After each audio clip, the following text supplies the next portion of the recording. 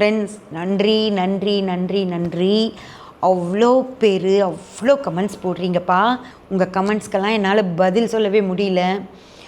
பதில் போடணுன்னு தான் நான் நினைப்பேன். என்னால் முடிஞ்ச அளவு உட்காரும் போதெல்லாம் பார்த்துட்டு பதில் அப்போவே அனுப்ப முடியும். ஆனால் என்னென்னா, ஒரு லைக்கோ ஒரு ஹார்ட்டோ போட்டோம்னா அது போயிடும். நான் பதில் சொல்லணும் அப்படின்னு நினச்சி எல்லாமே வைப்பேன்.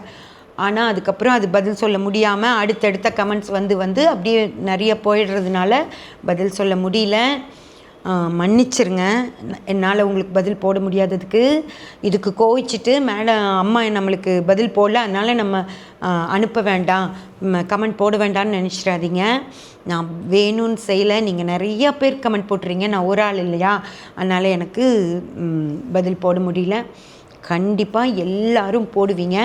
நிறைய பேரெல்லாம் எடுத்து வைப்பேன் சொல்லணும்னு சொல்லிட்டு. ஆனால் அது மறந்துடுறேன் ஃப்ரெண்ட்ஸ். உண்மையிலுமே 53 வயசு ஆயிடுச்சுல, அதனால மறந்துடுறேன்னு நினைக்கிறேன்.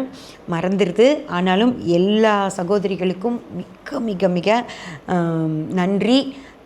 நான் போடணுன்னு தான் நினச்சிட்டே இருக்கேன். கட்டாயம் பதில் போடுவேன், முடிஞ்சளவு போட்டுறேன். அப்படி ஏதாவது லேட் ஆகுறதுனால உங்களுக்கு எல்லாத்துக்குமே என்னோடய சந்தோஷத்தை இவ்வளோ கமெண்ட்ஸ் போட்டு என்னை என்கரேஜ் பண்ணுறத எனக்கு அவ்வளோ சந்தோஷமாக இருக்குது. இன்றைக்கி காலையில் போட்ட பதிவில் இன்றைக்கி 2 மணிக்கு ஒரு பதிவு போட்டிருந்தேன். என் சப்ஸ்கிரைபர்ஸை தர்மலிங்கேஸ்வரர் கோயிலில் மீட் பண்ணது.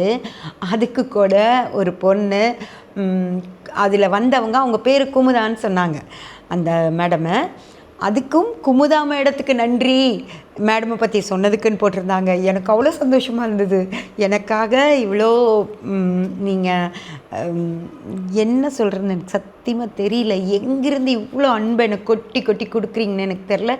உங்கள் அன்புக்கு எல்லாமே ரொம்ப ரொம்ப நன்றி. மறக்கவே மாட்டேன் ஃப்ரெண்ட்ஸ். நன்றி நன்றி நன்றி நன்றி.